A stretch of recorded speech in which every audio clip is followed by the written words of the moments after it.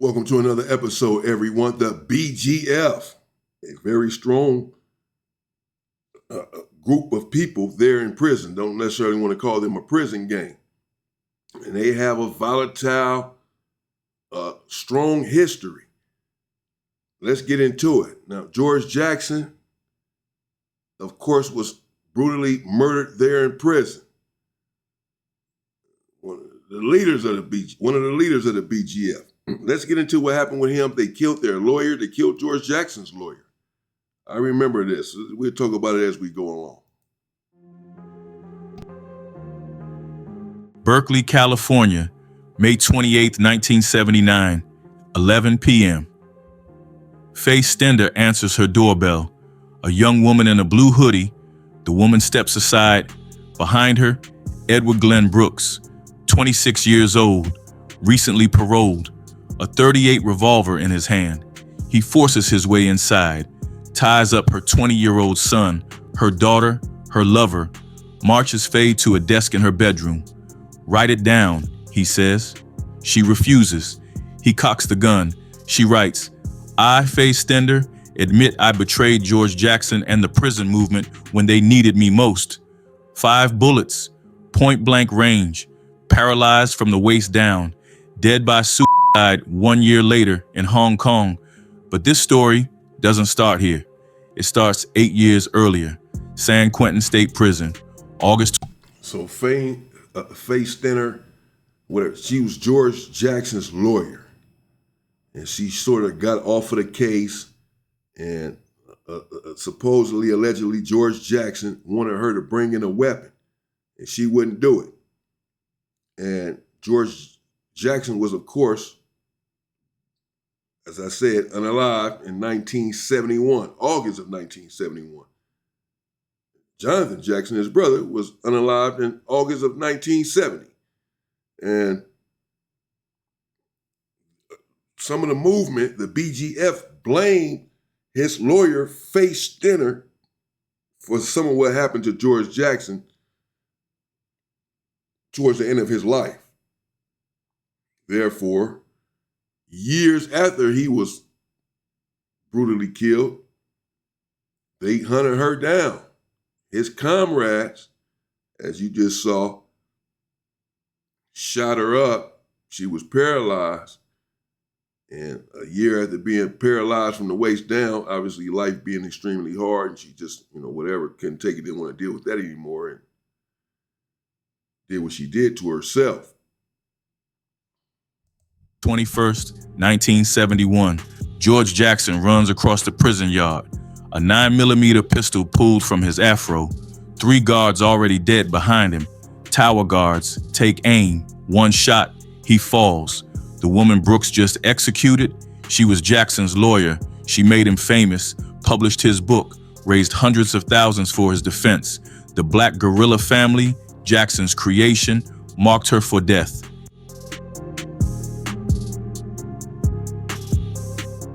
Los Angeles, September 18th, 1960. George Jackson walks into a Standard Oil gas station, 18 years old, born in Chicago, raised in Watts, a string of juvenile convictions already behind him. He pulls a gun, demands money, $71. That's it, $71. His court-appointed lawyer cuts a deal, plead guilty, light sentence, county jail time, maybe a year. Jackson takes it. December 1960, the judge hands down the sentence, 1 year to life, indeterminate. The judge points to Jackson's record: armed robbery, assault, burglary. At 18, George Jackson enters the California prison system. He will never leave. 7.5 of the next 10 years, solitary confinement, 23 hours a day in a concrete box, no sunlight, no human contact, nothing but time and rage. But something happens in that box. 1966, San Quentin State Prison. Jackson meets W.L. Nolan, 20 years old, convicted armed robber, but Nolan is different. He reads Marx, Lenin, Mao. He's filed lawsuits against the prison, claims guards are fomenting racial violence, leaving black inmates' cells unlocked so whites can attack them. Nolan hands Jackson a book, then another, then another. Jackson later writes, I met Marx, Lenin, Trotsky, Engels, and Mao when I entered prison, and they redeemed me. The gas station robber becomes a revolutionary, but it's not just books, it's survival. San Quentin in the 60s, a race war. The prison system just desegregated. Black inmates, white inmates, thrown together for the first time. Guards standing back, watching, waiting. Nolan tells Jackson, we need to organize. We need structure. We need a family. 1966, San Quentin State Prison, George Jackson, W.L. Nolan, George Big Jake Lewis. They found the Black Guerrilla Family, not a gang, a revolutionary organization. The mission, promote Black power, maintain dignity in prison, overthrow the United States government. Their symbol, a black dragon climbing a San Quentin prison tower. The letters BGF, the numbers 276. Their oath, blood in, blood out. Their enemy, everyone. The California Department of Corrections, the guards, the white supremacist gangs forming on the other side of the yard, the Aryan Brotherhood, the Mexican Mafia. But the BGF is different. They study Marxist-Leninist theory. They educate inmates. They build what Jackson calls a prison arm of the Black Power movement. Jackson starts writing letters to his family, to activists on the outside, to a young UCLA professor named Angela Davis. The letters are angry, brilliant, raw, and someone is paying attention. A lawyer named Faith Stender reads Jackson's letters. She sees something, a voice, a mind, a weapon. She approaches Jackson with an idea: publish the letters, make him famous, turn a prisoner into a symbol. Jackson agrees. But first, something happens that will change everything. January 13th, 1970, Soledad State Prison. W.L. Nolan, Jackson's mentor, his teacher, his brother, is released into the exercise yard after 2 months of lockdown. 14 black inmates, 2 white inmates, an expert marksman guard in the tower with a rifle. A fight breaks out. The guard opens fire. No warning shot. 3 black inmates dead. W.L. Nolan, Cleveland Edwards, Alvin Miller. George Jackson hears the news in his cell. The revolution just became personal.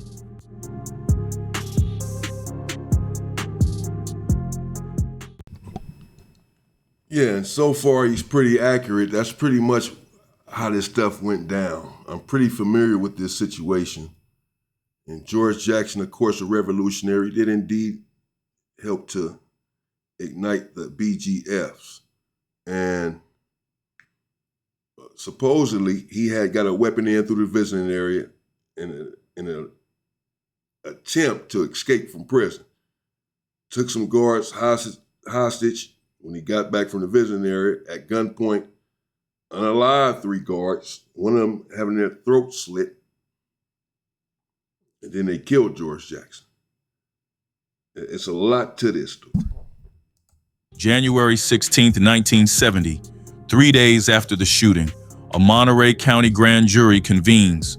Officer Opie G. Miller sits before them, the man who fired 4 shots from a tower, the man who killed 3 black inmates, the ruling justifiable homicide, no black inmates permitted to testify, no investigation, no consequences. The inmates at Soledad hear it on the prison radio, 2:30 p.m. 30 minutes later, a guard named John V. Mills is found dying in Y Wing, George Jackson's cell block, beaten, thrown from the 3rd floor tier to the television room below. A note beside his body, 1 down, 2 to go. February 14th, 1970, George Jackson is charged with murder, 1st degree, along with 2 other inmates, Fleta Drumgo and John Clutchett, the Soledad brothers. If convicted, they face the gas chamber. But something else is happening. Faith Stender, Jackson's lawyer, publishes his prison letters. Soledad Brother, the prison letters of George Jackson. She convinces French intellectual Jean Genet to write the introduction. The book sells 400,000 copies. Jackson becomes a celebrity, a symbol, the revolutionary prisoner, and he catches the attention of a 26-year-old UCLA philosophy professor, Angela Davis, communist, Black Panther, activist. She joins the Soledad Brothers Defense Committee. They begin writing letters. His are angry, passionate, tactical. Hers are careful at first, then something shifts. Davis later admits a deep affection. The prosecution will call it something else: obsession, love, a passion that knew no bounds. Jackson's 17-year-old brother Jonathan is watching. He worships George, reads every letter, attends every rally. Jonathan sees his brother facing death. He sees the courts doing nothing. He decides to act. August 5th, 1970, 2 days before the attack, Angela Davis walks into a San Francisco pawn shop, buys a shotgun. The barrel is sawed off. August 7th, Marin County Courthouse, San Rafael, California. Jonathan Jackson walks into a courtroom. James McClain is on trial. Assault on a prison guard. Jonathan is wearing a raincoat despite the heat. Under it, guns. Lots of guns. 10:45 a.m. Jonathan stands up, pulls out an assault rifle. Freeze! He arms McClain, frees 2 other inmates from the holding cell. William Christmas, Rushel Magee, takes hostages. Judge Harold Haley, District Attorney Gary Thomas, 3 jurors. Jonathan's demand: free the Soledad brothers, free George Jackson. They move toward the parking lot, a yellow van waiting. Guards swarm, shots fired. The district attorney grabs a gun, starts shooting inside the van. Guards open fire from outside. 17-year-old Jonathan Jackson is killed. Judge Haley dies. A sawed-off shotgun taped to his neck discharged during the chaos. James McClain, William Christmas, both dead. 4 bodies, 3 survivors. And Angela Davis, her guns, her name on the purchase receipts. She runs. FBI's 10 most wanted list. Captured 2 months later in New York. Back in his cell, George Jackson receives the news. His baby brother, dead at 17, expecting a child he'll never meet. Jackson dedicates his next book to Jonathan, the man-child who died on the trigger, courage in one hand, assault rifle in the other. The California prison system is burning. In 19 months following Nolan's death, 40 people murdered, 19 directly linked to that January day in the yard. The Soledad Brothers case becomes a rallying cry. Celebrities, activists, Jane Fonda, Marlon Brando, everyone demanding justice. But George Jackson isn't waiting for justice anymore. He's planning something else.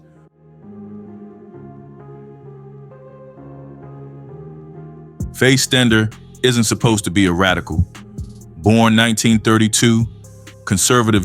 Yeah, and so, and Blood in My Eyes, the book Blood in My Eyes by comrade George Jackson, you can see some of his letters to his brother, Jonathan Jackson, who again was 17 years old, but he was 15, 14 years old, 16 years old and all of this, when George was writing him these letters and really grooming him into becoming a revolutionary. And you can see some of Jonathan's letters back to George in the book Blood in My Eye. And at 17 years old, Jonathan is nothing short of brilliant. Read the book, read the letters. This individual at 17 years old has some of the most brilliant writings ever. George Jackson, he was 31 when he died. He was still very young. And the book Soledad Brothers, the letters that he's writing, he's 22, 23, 24, 25, and 26 years old as he's writing these letters. And these letters are masterful, brilliant pieces of writing. Jonathan, indeed, having been laced and groomed in revolutionary conflict, I believe I know what happened, but let's just say he decided to go into court and try to free his brother with the shotgun. Took the judge and all of them hostage, as we all just heard, and, he ended up dying. But his mission, of course, was to free George. They charged Angela Davis with some of this because, as he said, she had went and purchased the gun. She went on the run, but They eventually caught up to her and charged her. But let's continue. Jewish family, San Francisco, middle class. Her parents want her to be a concert pianist. Instead, she becomes a lawyer. Civil rights, prisoner advocacy.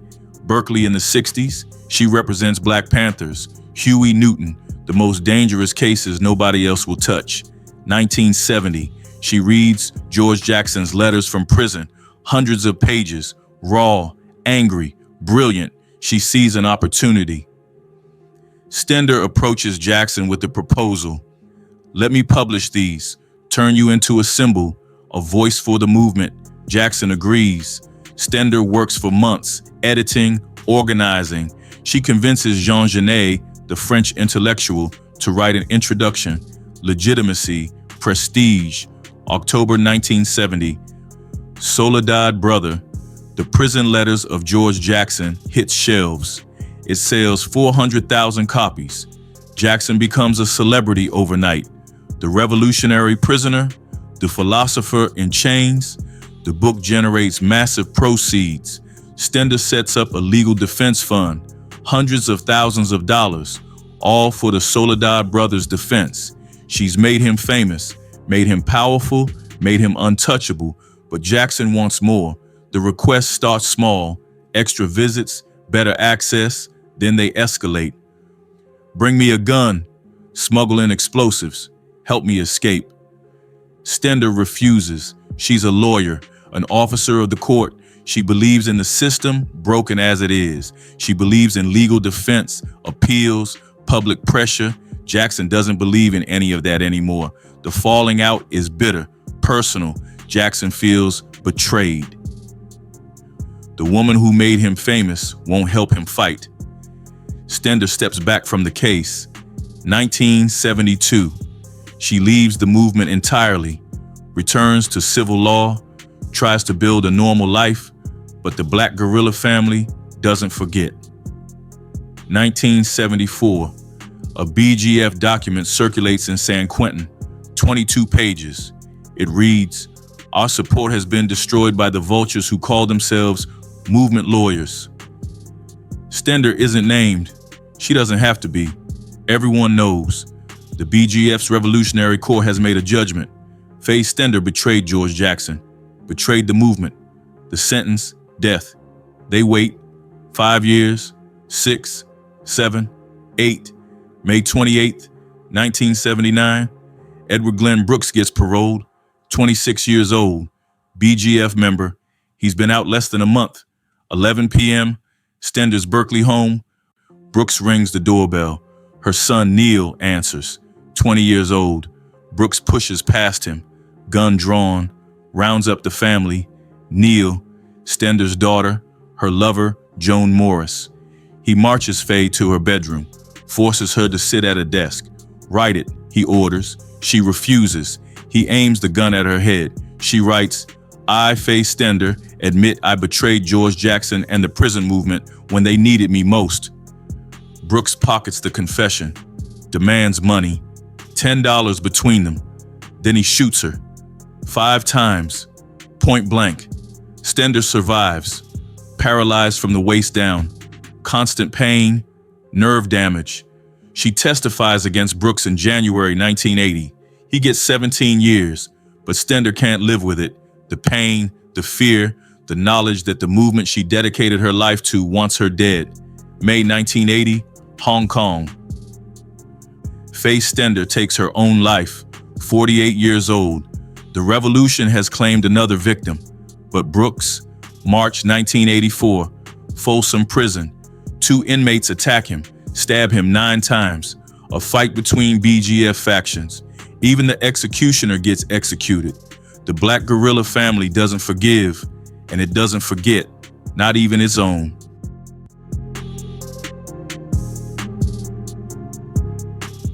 August 21st, 1971, San Quentin State Prison, 2:25 p.m. George Jackson's attorney arrives, Stephen Bingham, 29 years old, Yale graduate, civil rights lawyer, grandson of a U.S. senator. Bingham carries a briefcase. Inside, legal documents, research materials, and a tape recorder. Guards search it, cursory check. They miss something, or maybe they don't. Bingham meets with Jackson in the visiting room. 15 minutes. They sit across a wooden table, no barrier between them. Guards observe intermittently. 2:40 p.m. The meeting ends. Jackson is escorted back to the adjustment center. Maximum security, the worst of the worst. Officer Urbano Rubiaco performs a strip search. Standard procedure. He notices something in Jackson's hair, under his afro pick. What's that? Jackson pulls out a 9mm Astra pistol, aims it at the guards. This is it. He fires. Officer Frank DeLeon, 44 years old, dead. Jackson forces the remaining guards to open the cells. 26 inmates flood the tier. Some join him, others are forced. The adjustment center descends into chaos. Sergeant Jerry Graham, 39 years old, killed. Officer Paul Cressines, 52 years old, killed. Guards' throats slashed. Hugo Pinell, one of the inmates, uses a makeshift weapon. Then Jackson runs out of the adjustment center, across the open yard, toward the outer wall. 21 feet high, tower guards open fire. First shot misses, second shot hits. Jackson falls face down on the concrete. 29 years old, dead. 3 guards murdered, 2 inmates killed in the chaos. 6 others charged. Fleeta Drumgo, David Johnson, Hugo Pinell, Johnny Spain, Willie Tate, Louis Talamantes, the San Quentin 6. But Stephen Bingham, he's gone. Fled his Berkeley apartment within hours. By midnight, he's out of California. The FBI issues a warrant. Murder, conspiracy, smuggling a weapon into a prison. Bingham surfaces briefly. Prague, 1971, then Hungary, Yugoslavia. Eastern Europe doesn't have extradition treaties. He lives under the name Robert Bortz. Tourist. American dollars keeping him afloat. 1974, Paris. He disappears into the city, works odd jobs illegally, learns French, keeps his head down. 13 years underground. July 9th, 1984. Bingham surrenders. San Francisco. He's ready to stand trial. His defense team argues a conspiracy. Prison guards gave Jackson the gun. They wanted the revolutionary dead. They set up Bingham to take the fall. The evidence, the gun doesn't fit. Ballistics experts testify a 9mm Astra is too large for the tape recorder Bingham carried, too large to hide under Jackson's afro. So how did Jackson get it? Nobody knows. April 1986, Marin County Superior Court, 10-week trial. The jury deliberates 6 days, June 28th. Verdict, not guilty, all charges, murder, conspiracy, everything. Several jurors tell Bingham later, "We could have found you totally innocent, not just not guilty." Bingham reviews his FBI file years later. He finds something strange. The FBI wasn't trying hard to find him. Limited resources, minimal effort. Bingham's conclusion, "They knew I didn't do what I was accused of." 2013, an interviewer asked Bingham the obvious question, "How did George Jackson get the gun?" Bingham's answer, "A strange thing is, they never did find out." The mystery remains unsolved. Did the guards set up Jackson? Did someone else smuggle the weapon? Did Jackson have help from the inside? Nobody knows. Nobody will ever know. George Jackson died running toward freedom, or running toward a trap. The dragon fell, but the family he created, it was just getting started.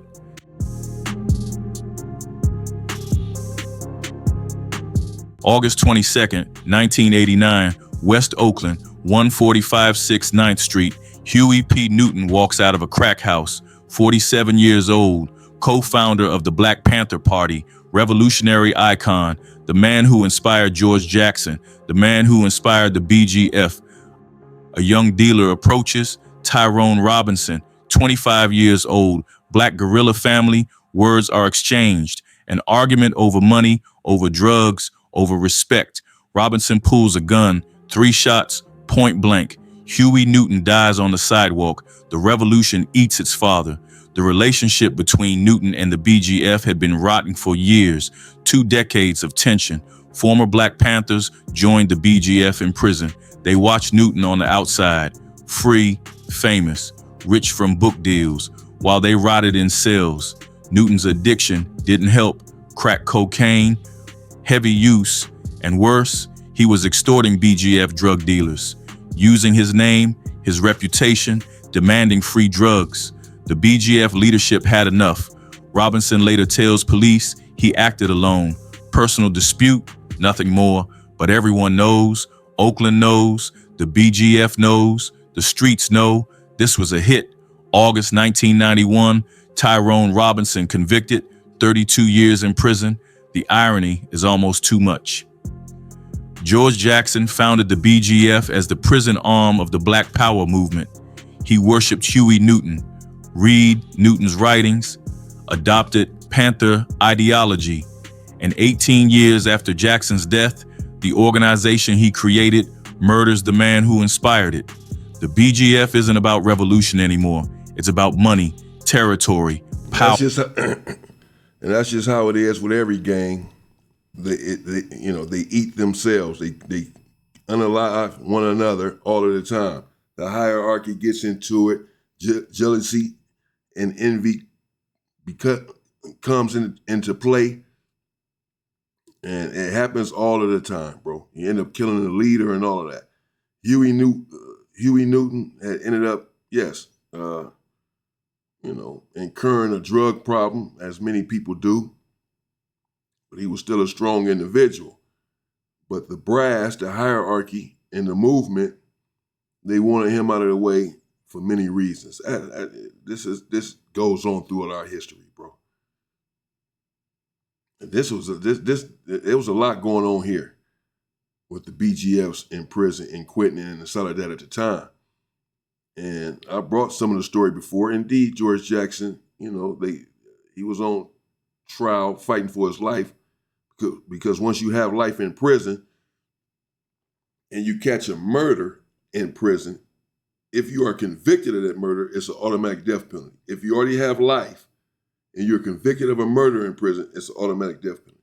So this is what he was fighting, the murder against the prison guard. George Jackson is trying to give him the death penalty.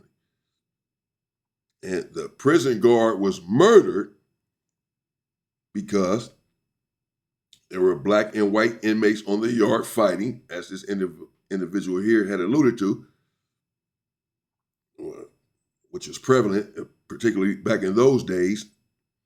And the guard shot down on the prison yard and killed all black inmates. Didn't even lay a finger, didn't touch the white inmates. So everybody was upset. And as you can see, Nolan was one of the ones that was killed, one of the founders of the BGF. And so an officer came up dead, a day or so later, whatever. They charged George Jackson with that, and is now trying to give him the death penalty. So supposedly this is when he put together the plan to escape, when they're trying to get him a death penalty. But there's a lot of tricky stuff going on, because as we can see, his lawyer was found not guilty. Said that he couldn't have been the one that brought him in the gun. That the police gave him the gun because they wanted to kill him. I don't know, because 3 officers ended up dying too. It's all crazy. The Marxist-Leninist rhetoric remains, the dragon symbol, the oath, but the mission, drug trafficking, extortion, murder for hire. Newton's death marks the final transformation. The BGF stops pretending to be political. It becomes what it always feared, just another gang. From Mao to money, from liberation to assassination. The dragon that once climbed toward freedom now feeds on its own. And the worst is yet to come. Because in Baltimore, Maryland, the BGF is about to build an empire that would make George Jackson weep. Not a revolutionary vanguard, not a political movement, a criminal enterprise run from inside a jail by a man who makes $20,000 a month and impregnates 4 correctional officers.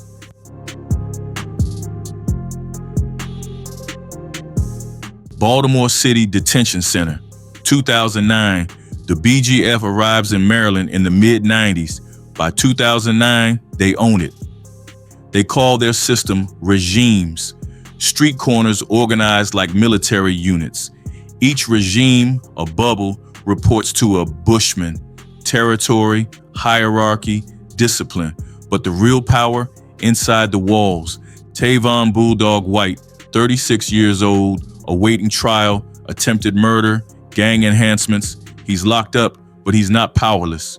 A wiretapped phone call, January 20th, 2013. White's voice comes through clear. "This is my jail. You understand that? I'm dead serious. I make every final call in this jail. Nothing go past me. Everything come to me." He's not exaggerating. The BGF has a manual, literally an operating manual for new recruits. It teaches them how to target correctional officers, specifically women, low self-esteem, insecurities, certain physical attributes, seduce them, control them, own them. It works. 7% of inmates report inappropriate relationships with officers. Nationwide average, 2%. White doesn't just seduce guards, he impregnates them.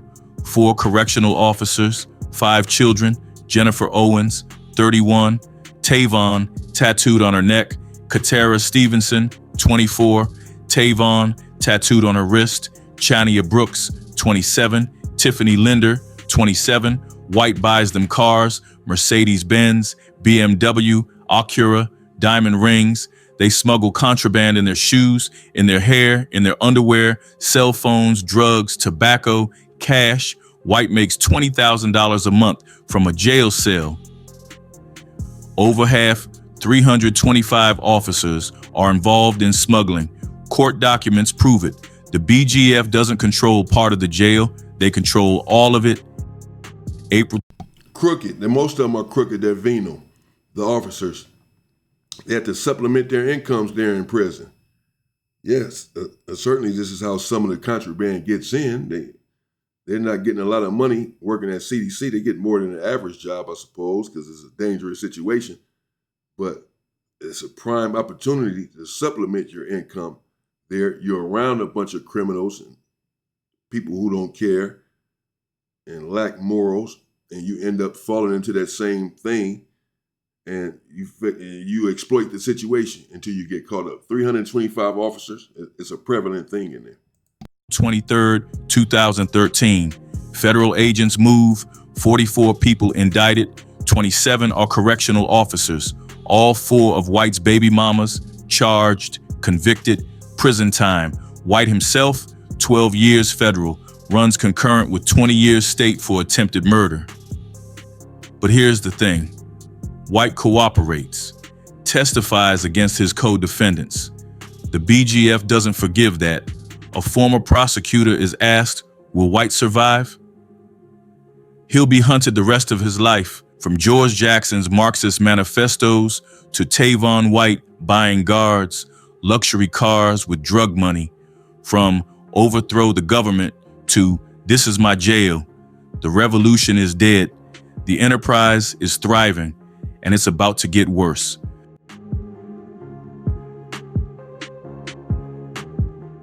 Hugo Yogi Pinell, 71 years old, born in Nicaragua, San Quentin 6 survivor, 43 years in solitary confinement, by choice, because he knows the moment he hits general population, he's dead. The Aryan Brotherhood has been trying to kill him since 1981. Bombs thrown into his cell, prison manufactured guns, shanks. He survived it all. His attorney, Keith Watley, knows the truth. He has been a target from just about every group in prison because of his notoriety and what he did years ago. August 21st, 1971. Pinell was there. He slit guards' throats with a razor blade toothbrush during George Jackson's escape attempt. The BGF legend, the revolutionary. But the courts don't care about legends. 2015, lawsuits challenging long-term solitary confinement. California loses. The state is ordered to release inmates from the SHU, the Secure Housing Unit, into general population. Pinell fights it. His lawyer fights it. They know what's coming. 2015, Pinell is released from the SHU into general population at California State Prison, Sacramento. New Folsom, August 12th, Wednesday afternoon, B Yard. Pinell walks across the concrete, 71 years old, the last living symbol of the revolution. Two inmates approach, Jason, Beaver, Weaver, Waylon Pitchford, Aryan Brotherhood, trying to earn their shamrock tattoos. Weaver strikes first, shank to the back. A guard deploys a smoke grenade. Weaver doesn't stop. Pitchford restrains Pinell. Weaver continues. Another grenade. The smoke is thick. Weaver doesn't flinch. Pinell collapses from his injuries. The yard erupts. 70 inmates fighting. Black inmates rush the attackers. White inmates form a defensive line. Full-scale race riot. Prison spokeswoman Dana Simas later confirms he was definitely the target. 11 inmates hospitalized with stab wounds. 20 minutes to restore order. Hugo Pinell dies on the concrete. 44 years after George Jackson. Same prison system, same enemies, same war.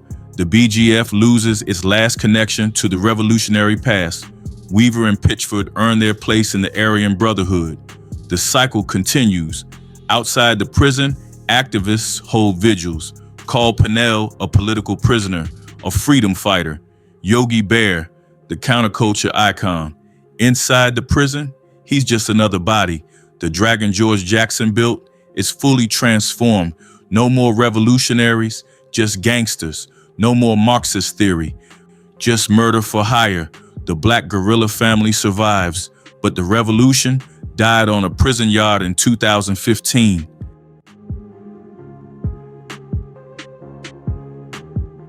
Baltimore, 2018, the BGF Greenmount Avenue regime, 12 years of street-level drug dealing, 7 murders, 3 non-fatal shootings, more than 10 armed robberies. January 2018, Marquise McCants, 26 years old, convicted, life in prison, no parole, Gerald Thomas Johnson.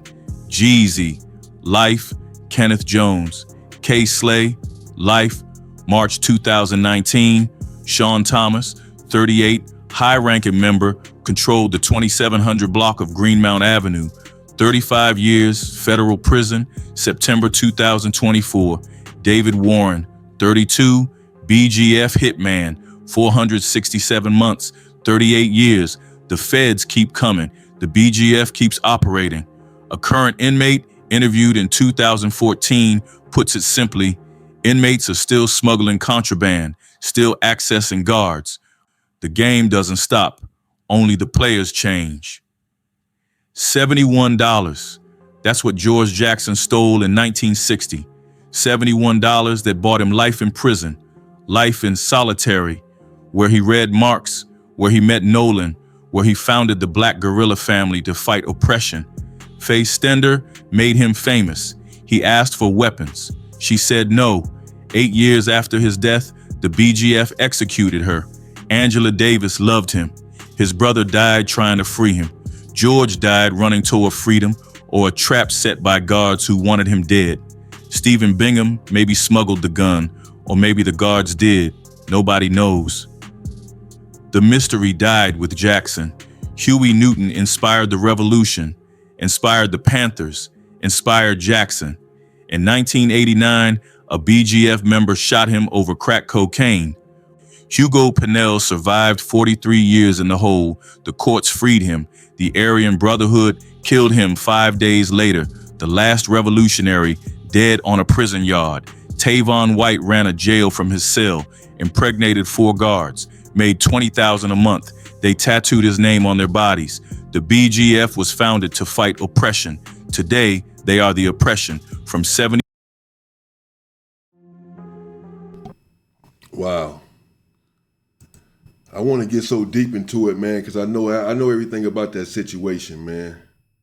But, and I probably will. I'm gonna have to do my own story on it. You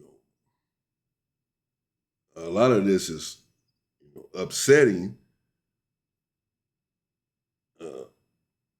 But the main thing I would say is what happened to Hugo Pinell.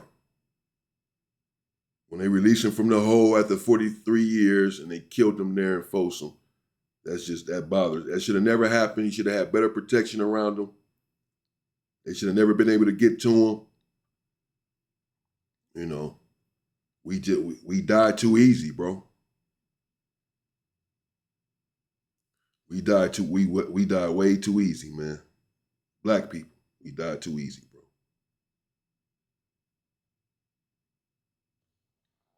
Stay safe and stay free, people.